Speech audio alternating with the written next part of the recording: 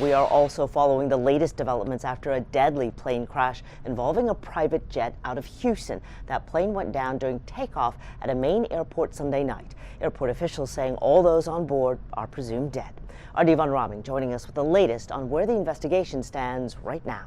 Devon. Well, federal investigators remain on the ground in Bangor, Maine, trying to piece together exactly what happened in the moments before the aircraft went down.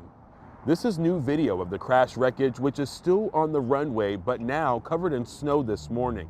The crash happened Sunday night at Bangor International Airport, and the FAA says the aircraft, a Bombardier Challenger 650, took off and went down less than a minute later.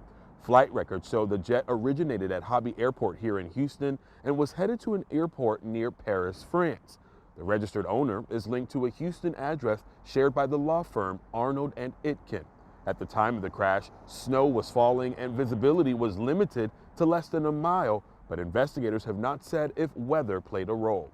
That's something that could be determined by information from the plane's black box.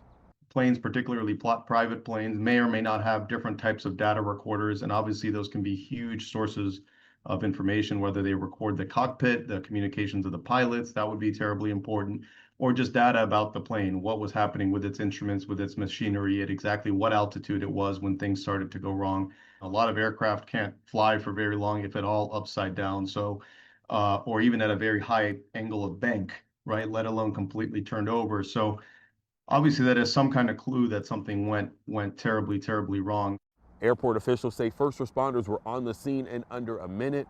The plane crashed upside down and caught fire with at least 6 people on board.